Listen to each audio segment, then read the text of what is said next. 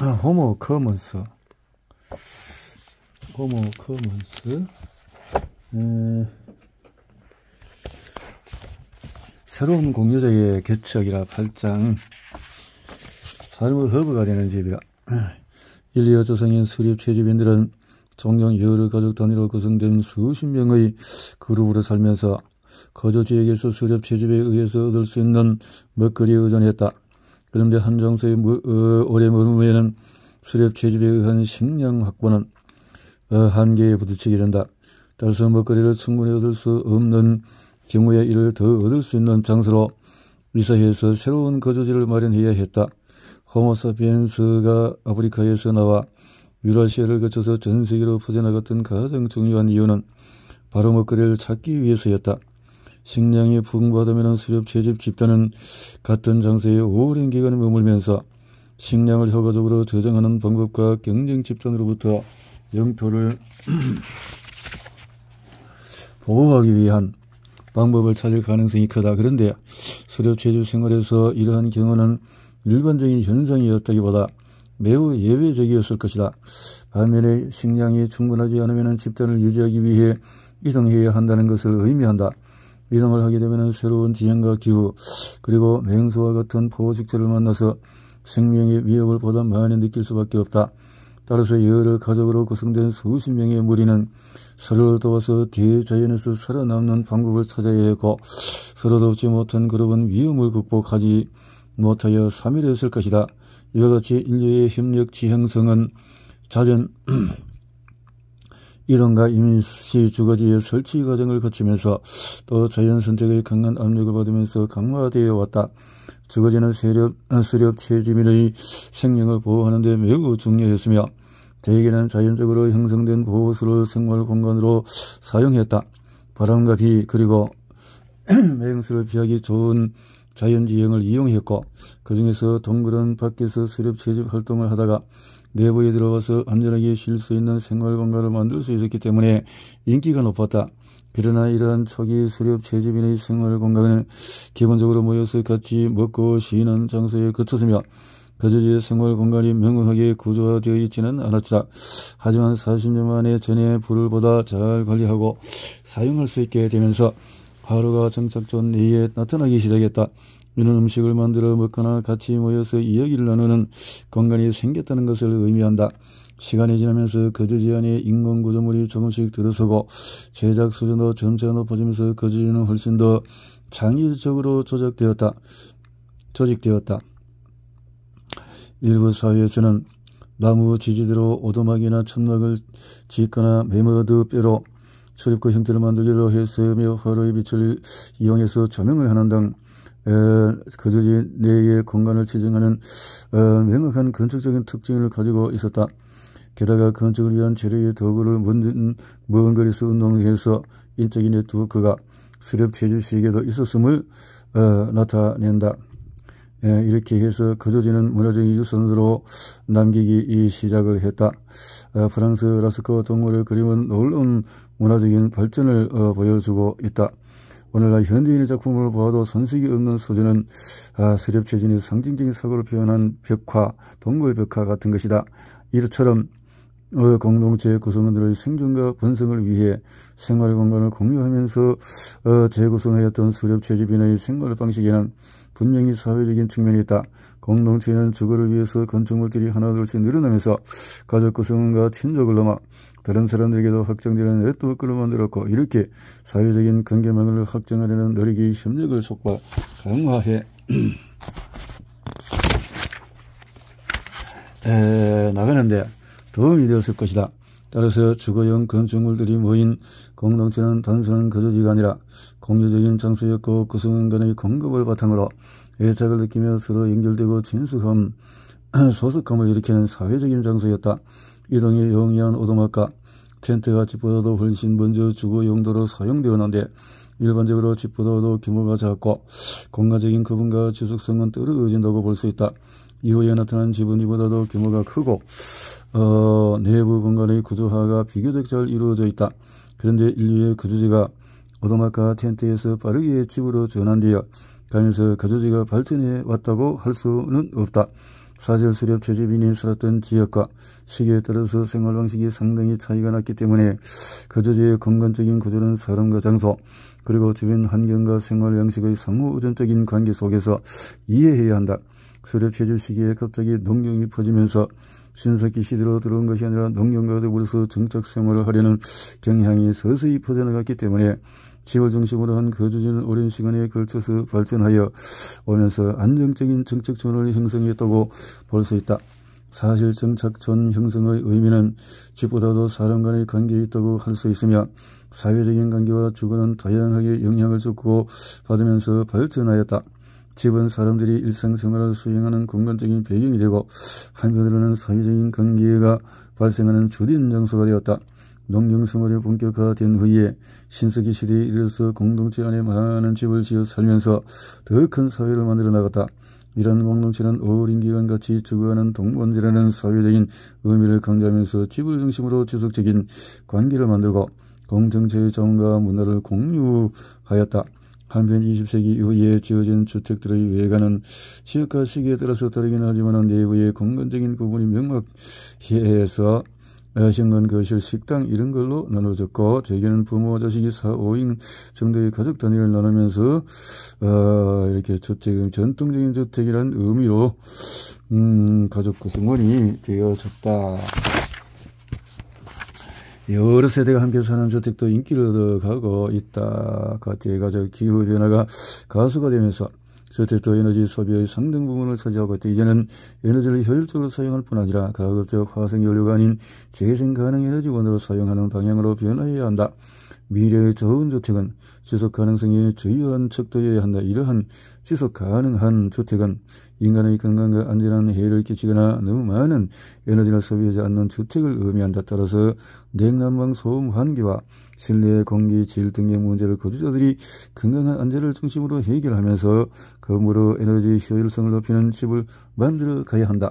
전통적인 개념의 집은 가족 단위의 구성원들이 대화하고 먹고 쉬고 자는 용도로 주로 사용되었지만 앞으로는 계속해서 확장되는 새로운 용도와 결합될 것이고 미래의 집은 일하고 학습하고 자신을 돌보고 운동하고 정원을 가꾸고 재활용하고 더 나아가서 생산 에너지를 생산하는 용도로 확장될 것이다. 이렇듯이 우리가 집을 사용하는 방식의 변화는 주택 공간의 구성에도 상당한 영향을 미칠 것이다.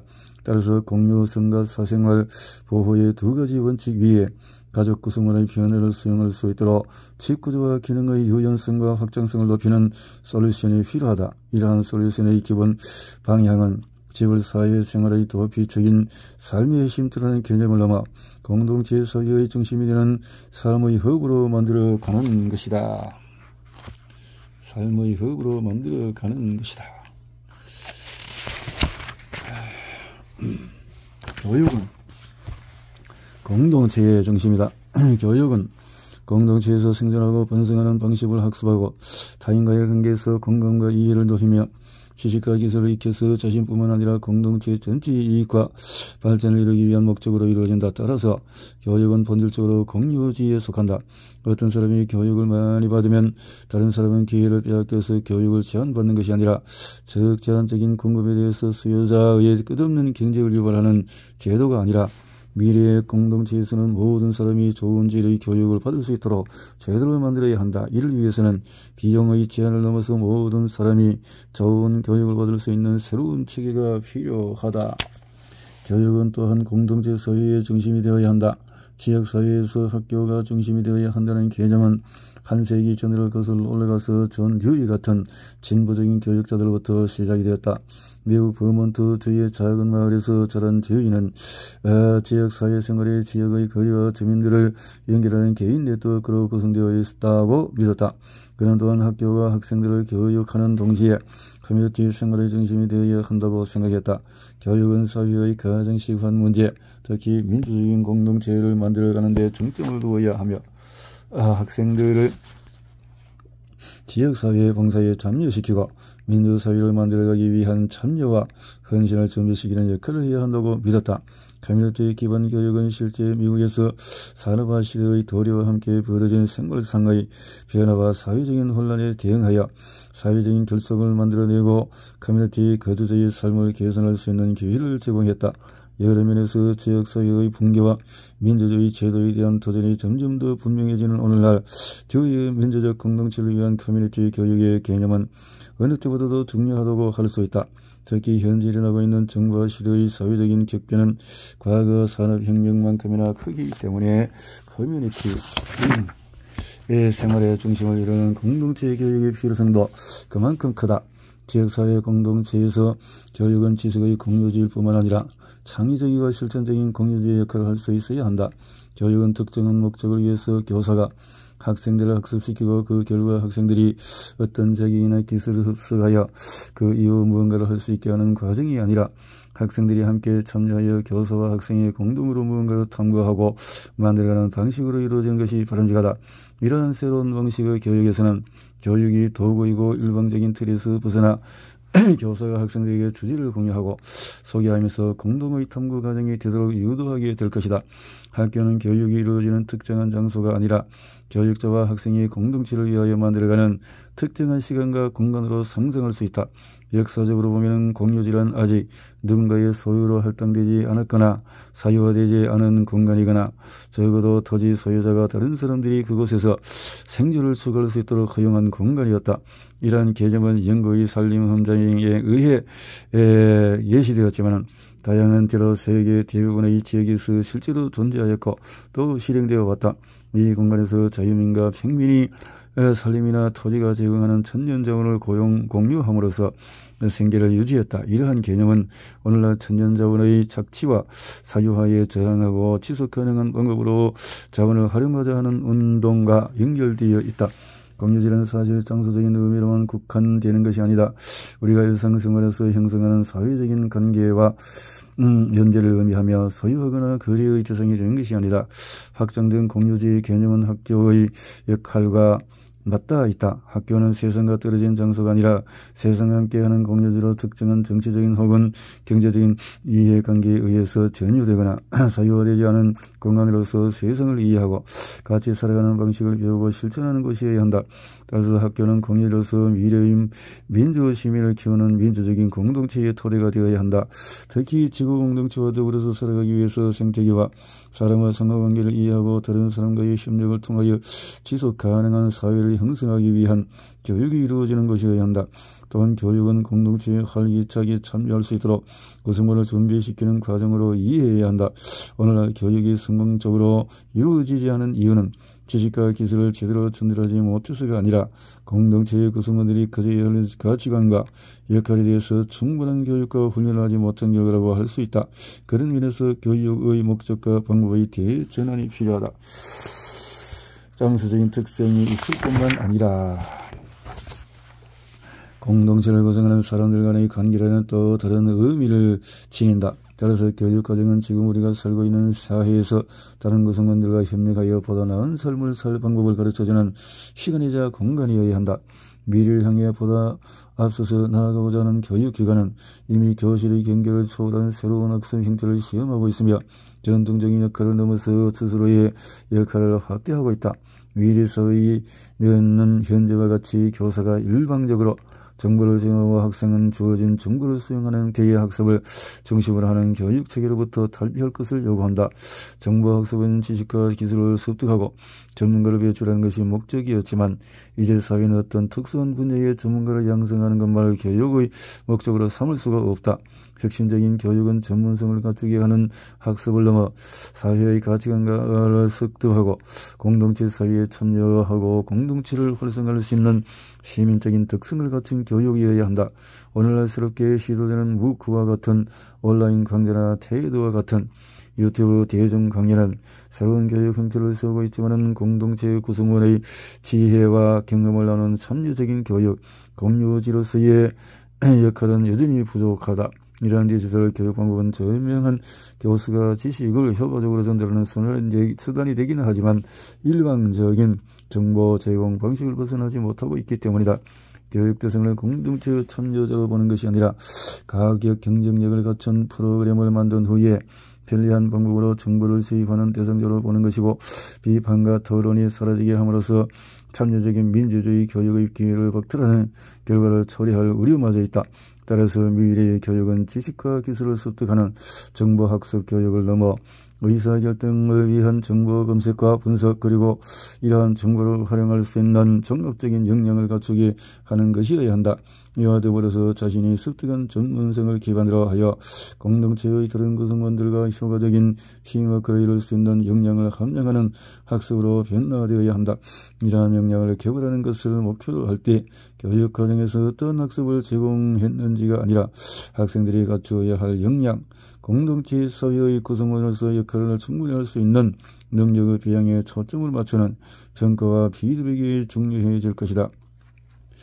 한편 증강현실, 가상현실, 인공지능 등의 발전으로 교육 콘텐츠 전달 방식 또한 다양해지고 있다. 교육 어플리케이션과 전자도서, 학교 간 공유 플랫폼 등 온라인 기반의 교육 환경이 제공되면서 학습의 물리적인 제약이 점점 사라지게 될 것이며 자동화된 평가, 학생 간의 상호학습, 개인 맞춤형 과제, 그리고 가상회의 시스템 등 기술의 발전은 전통적인 교사 위주의 교육에서 학생이 스스로 능동적으로 교육 활동에 참여하는 방향으로 변화될 수 있는 기반이 된다. 또한 이러한 교육 기술 및 방식의 변화에 힘입어 교사들은 단순한 지식 전달자가 아니라 교육 디자이너이자 코치 그리고 조력자로서 학생들에게 개인별 맞춤 학습을 제공할 수 있다. 따라서 미래의 교육 공간은 다양하고 창조적인 학습을 제공함으로써 사회가 요구하는 전위적인 교육을 실현하는 배움의 장으로서 역할을 하게 될 것이다. 한편 중장년 저의 새로운 삶의 설계를 위하여 또 젊은 노인의 사회적인 참여를 지원하기 위해서는 이들을 위한 새로운 교육 과정과 시스템이 필요하다.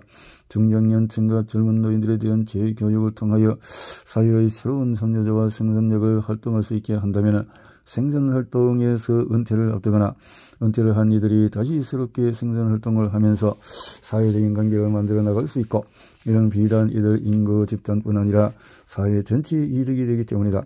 이들 인구 집단의 신체적이고 정신적인 특성에 맞춰 교육 방법도 교실 교육이 아니라 주거지에서 온라인이나 소그룹 지도 혹은 개별 지도 등을 할 수 있는 방향으로 새롭게 만들어 가야 할 필요가 있다.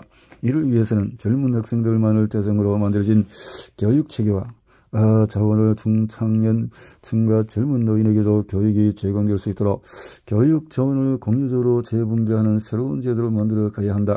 공식적인 교육 과정을 대학까지로 보았을 때 중장년층과 젊은 노인의 입장에서는 학교 교육을 마친 지가 25년이나 30년을 훌쩍 넘는다.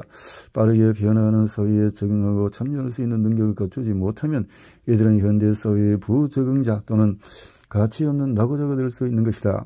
나이가 들어서도 새로운 배움에 대한 열망을 가진 동물은 인간이 유일하기 때문에 인생의 후반부에도 교육에 적응할 수 있을 뿐만 아니라 배움에 대한 욕구 충족을 통해서 삶의 만족도를 높일 수 있다. 또한 이들 인구 집단은 교육에 참여하는 것 자체만으로도 전반적인 건강 상태를 개선할 수 있다. 특히 정신건강과 복지 수준에는 교육 참여가 직접적인 영향을 미친다. 따라서 나이가 들어서도 계속해서 배울 수 있는 시스템을 만들게 되면 중장년층과 젊은 노인 인구 집단이 노동시장에서 오래 참여하고 정신적인 능력을 유지하고 건강과 복지를 누리는 데 더 큰 도움이 될 것이다.